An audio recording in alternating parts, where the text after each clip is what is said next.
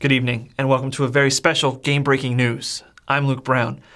For the last 27 days, a group of right-wing radical terrorists decided to hold an entire community hostage.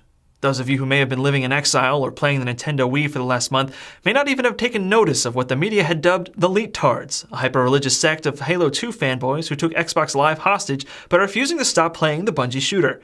What's more, no demands were ever given, though negotiators tried their hardest to find something, anything, to give these misguided souls in an effort to end the standoff. Finally, shortly after midnight Eastern last night, the remaining member of the Microsoft, Bungie, and cult turned himself into authorities, ending one of the longest unresolved hostage situations in America since the Lindbergh baby was eaten by those Hungarian cannibals. We now go live to the scene to field reporter Jonathan Cooper, who has the latest on the situation we dubbed Spartan Standoff, the holdout in Blood Gulch, the true story of the Xbox Live hostage situation, a story of strife, struggle, and spawn camping. John?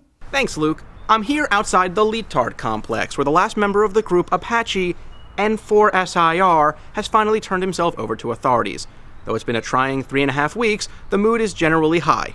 Now, Coop, can you tell us anything about how it all ended? Was there a struggle? Was anyone hurt? As you know, I've been monitoring the situation very closely. So closely, you might say, that I was sitting next to Apache playing the Halo 2 campaign on Legendary when it all went down.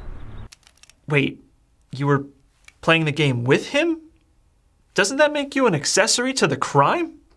The images you're about to see are of Apache's surrender. If you're young and impressionable or too old to understand video games, you may want to avert your eyes. Put your hands up! Hands up! Get me in the air where I can see you. Get back! Get down! Get down on the ground! Get down on the ground! I'll fucking kill you, I swear to God! Get down on the ground!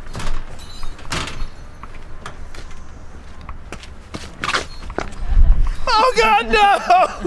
Oh, lock out forever! Absolutely shocking. I can't imagine the government will be too happy with these two agents. Cooper, how do all the Xbox Live members who've been freed from captivity move on with their lives? It's not going to be easy. There's going to be crying, therapy, sexual inadequacy. It's also likely that many will be too traumatized to ever play Xbox Live again. And what about those who've already fallen victim to a Stockholm syndrome of sorts and are at home playing the Halo Reach beta right now?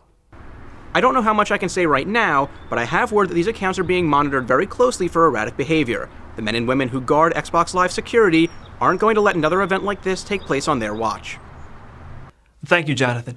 With that, we can officially put the Spartan Standoff, the holdout in Blood Gulch, the true story of the Xbox Live hostage situation, a story of strife, struggle, and spawn camping to rest.